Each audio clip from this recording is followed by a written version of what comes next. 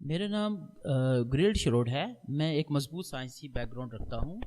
میں MIT technology میں PhD ہوں اور ان سائنسدانوں میں شامل ہوں جنہوں نے نیوکلیر ٹیکنالوجی میں بہت کام کیا ہے. میری بیوی کا نام بابرا ہے جو اسرائیل میں توریت اور سائنس پڑھاتی ہے.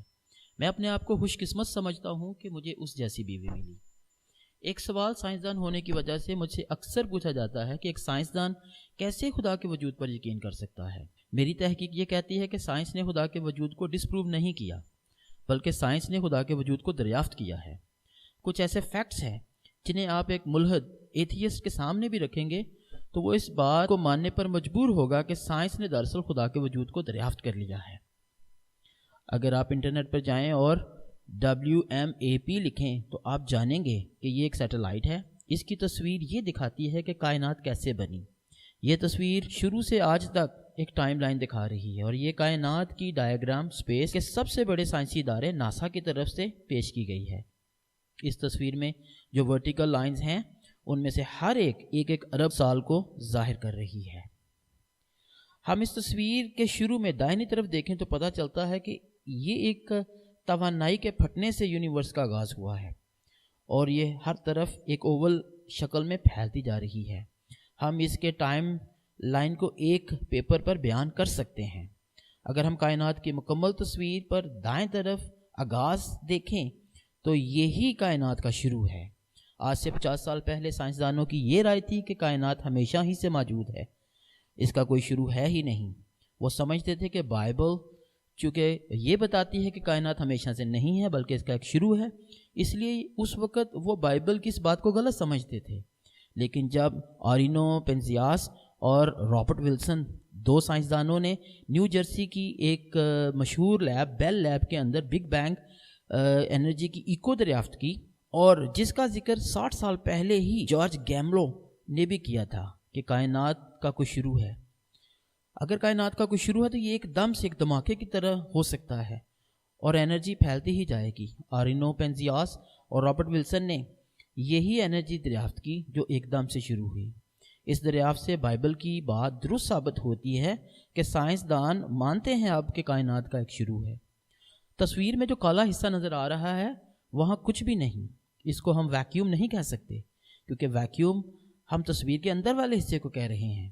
ویکیوم ایک خالی سپیس ہوتی ہے اور سپیس بھی سم تھنگ ہے, نتھنگ نہیں. یہ بات شاید ہمارے انسانی دماغ میں فٹ نہیں ہو سکتی کیونکہ انسانی سوچ ایک باکس کی طرح ہے. ہم ٹائم, سپیس اور میٹر سے نکل کر نہیں سوچ سکتے چاہے کوئی جتنا ہی ہوشیار کیوں نہ ہو. جب میں کہتا ہوں کہ اس تصویر میں باہر والا حصہ نتھنگ ہے تو ہم اس کو ابھی نہیں سمجھ سکتے. ہم اس بات کا تعلق اس بات سے کیسے نکال سکتے ہیں کہ خدا ہے یا نہیں ہے. آپ تصویر میں دیکھیں گے تو یہاں ایک لفظ کوانٹم فلکچویشن نظر آئے گا. یہ ایک ایسی تبدیلی ہے جس سے نتھنگ سے سم تھنگ بنا. یہ quantum fluctuation laws of nature کے بغیر ممکن ہی نہیں ہے اور یہ لاز آف نیچر یا جنہیں ہم لاز آف کوانٹم فزکس بھی کہتے ہیں اس سے پہلے سے موجود تھے. اس بات کا مزید جائزہ لیں گے کہ یہ سائنسدانوں نے دراصل کیا دریافت کیا ہے. یہ کائنات نتھنگ سے فورسز آف نیچر کی وجہ سے وجود میں آئی. یہ فورسز آف نیچر فزیکل نہیں ہیں, یعنی جسم نہیں رکھتی, انہیں کوئی دیکھ نہیں سکتا, مگر یہ فورسز تمام فزیکل چیزوں کے اوپر عمل کرتی ہیں. انہی فورسز نے کائنات کو بنایا ہے, یعنی یہ کائنات سے پہلے سے موجود تھی. تو ہمارے پاس یہ سیٹ آف فورسز ہیں جو فزیکل نہیں ہیں لیکن یہ فزیکل چیزوں پر عمل کرتی ہیں یا نتھنگ سے فزیکل چیزوں کو پیدا کرتی ہیں اور یہ کائنات میں پہلے سے موجود ہیں, یعنی یہ ٹائم شروع ہونے سے پہلے سے موجود ہیں. اگر آپ ان ساری باتوں کو اکٹھا کر لیں تو ان قوتوں کا سیٹ ہی دراصل بائبل کا خدا ہے کیونکہ یہ ساری خصوصیات بائبل کے خدا میں موجود ہیں. وہ فزیکل نہیں ہے مگر تمام فزیکل چیزوں پر عمل کرتا ہے اور تمام فزیکل چیزیں نتھنگ سے پیدا کرتا ہے اور تمام کائنات سے پہلے سے موجود ہے, یعنی ایٹرنل ہے.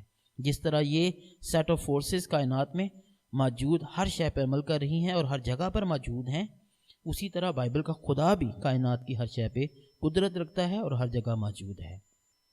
جب ہم بائبل کی پہلی پیدائش کی کتاب کا پہلا باب کھولتے ہیں تو وہاں پہ خدا کا نام الوہیم پاتے ہیں جو ایک پلورل لفظ ہے اور یہ سیٹ آف فورسز اس کی خصوصیات ہیں, یعنی اس نے کائنات بنائی اور وہ ان ساری فورسز کی طرح کائنات میں ایکٹیو بھی ہے۔ سائنس نے بے شک خدا ہی کو دریافت کیا ہے۔ اگر